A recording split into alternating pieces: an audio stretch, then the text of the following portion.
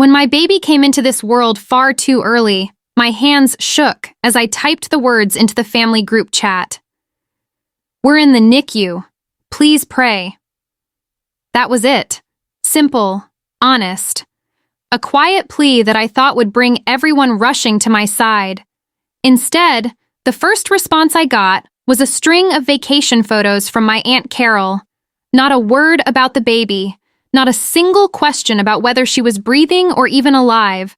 Just her smiling on the beaches of Maui, sipping piña coladas, showing off palm trees and sunsets, hashtags and all. That's how my daughter's fight for life began, with silence from the very people I thought I could count on. For the first week, I sat beside machines I didn't understand, listening to alarms that made my heart race every time they went off, watching my fragile little girl through glass walls. She weighed barely 2 pounds, her skin so thin I could see the tiny blue rivers of veins beneath the surface. I wasn't prepared for that. No one is. You imagine giving birth, holding your baby close, hearing their first cry, sending proud texts to family. Instead, I sat in the hum of machines, holding my breath like my quietness might help her survive. And I was alone. Completely, physically alone. Not one person showed up. Not my cousin Hannah, who lived 20 minutes away and had once called me at midnight when her boyfriend kicked her out. Not my brother Mark, who I had driven 6 hours for when he totaled his car and had no way home. Not even Carol's daughter, who lived in my guest room for a semester rent-free while she figured out life. Nobody. For weeks, the only people who stood beside me were nurses and doctors. My husband was trapped in Seattle finishing a contract we couldn't afford to break. He called every night, voice heavy with guilt, but I kept telling him I was fine. I wasn't.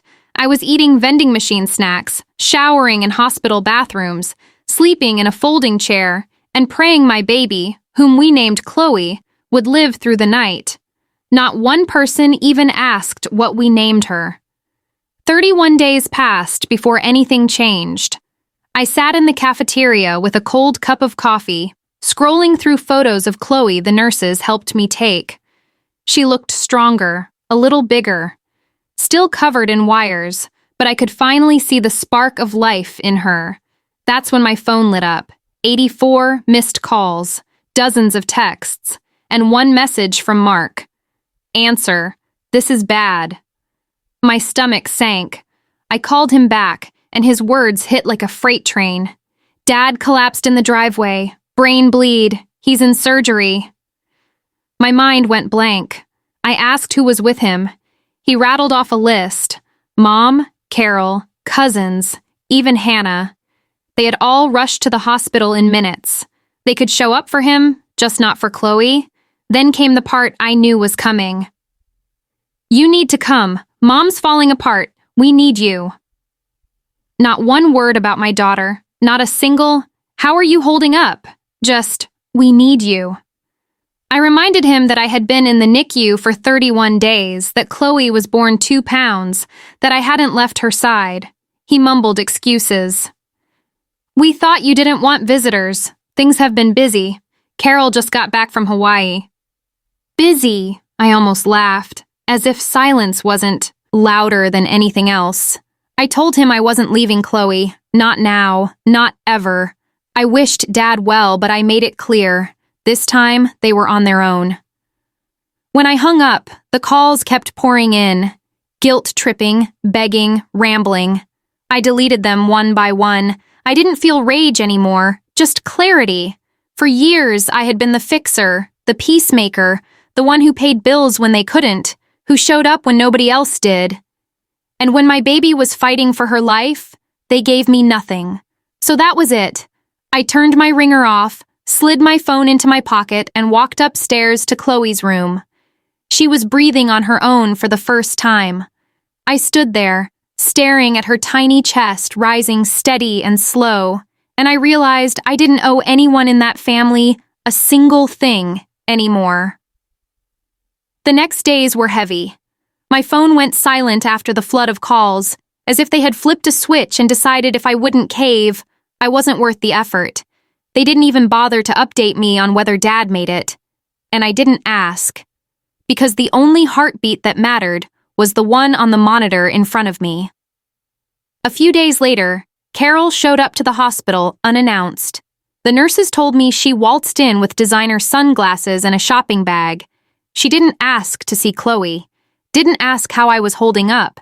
She just dropped off some overpriced cookies at the nurse's desk like it was a housewarming gift and left. That was her big show of support. Later that night, Mark texted me, "So you're just cutting everyone off now? After everything we've done for you?" I stared at that message for a long time. Everything meant me bailing him out financially, fixing his resume, paying for his groceries when his wife was sick. It meant me carrying them on my back. I texted back one sentence. "You left me alone when my daughter was fighting to live. I'm just doing what you taught me." Then I blocked his number.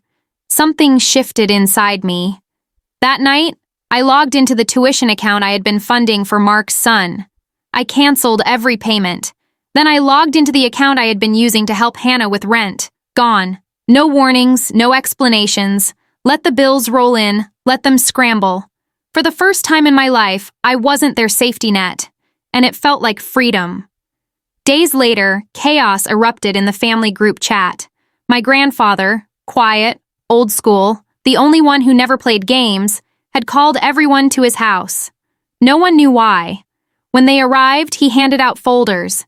His new will, everything, the house, the land in Vermont, the investments, was going to Chloe. Not to me, to her. Because he said she was the only innocent one left, the only one who deserved a clean start. The chat exploded with rage, Carol in all caps, Hannah whining about tradition, Mark spamming question marks. Not one mention of Chloe's health, not one. Just money, just property, just greed. I didn't answer.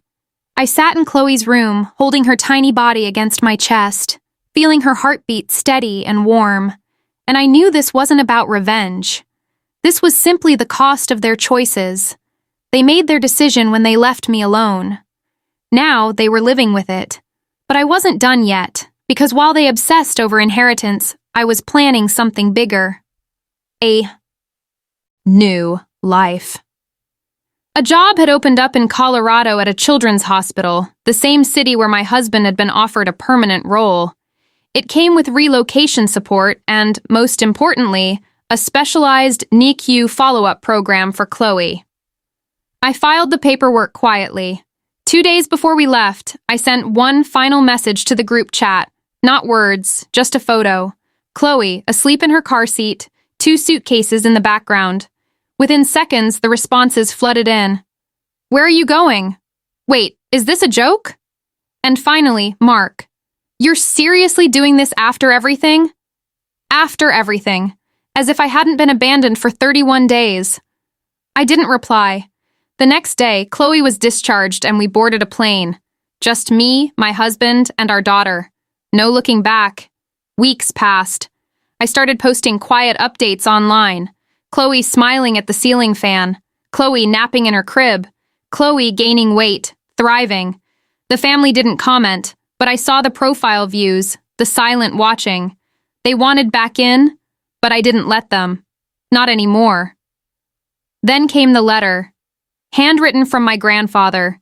He told me he was proud, told me he had finalized everything, the trust, the investments, into Chloe's name, untouchable by anyone else.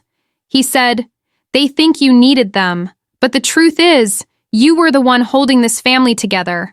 The moment you stopped, it all fell apart." I read that letter twice, then tucked it into Chloe's baby box beside her first NICU photo. Over time, the family started crumbling. Hannah hinted online about losing her apartment. Carol complained about bills. Mark's son dropped out of school mid-semester. I didn't celebrate it. I didn't even respond.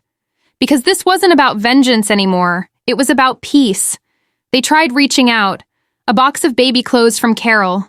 A long, guilt-laced email from Hannah.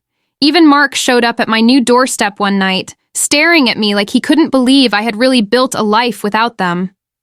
I opened the door. He looked worn down, broken. "We miss you," he said, and I told him the truth. "You don't miss me. You miss the version of me who paid your bills and picked up the pieces. That version is gone." He didn't argue. He just turned and walked away. That night, I sat in Chloe's nursery, listening to her soft breathing, and I felt peace wash over me. For the first time in years, I wasn't drowning under the weight of carrying everyone else. My circle was small now, neighbors who brought soup, co-workers' spouses who dropped off clothes that fit, friends who checked in without needing something in return. And it was enough. More than enough. Chloe was thriving, laughing, gaining weight. The doctor said she was a miracle. And she was. Because she taught me the lesson I should have learned years ago. Family isn't proven by blood or big gestures. It's proven in the quiet days when no one is watching. And mine proved who they were when they didn't show up at all. So I stopped waiting, and I finally started living. If you've ever carried a family that wouldn't lift a finger for you, I want you to hear this. You don't owe them forever. You don't have to keep drowning just so they can stay afloat. Sometimes the best revenge isn't anger. It's building a life so full of peace that their absence doesn't even matter anymore. And that's exactly what I did.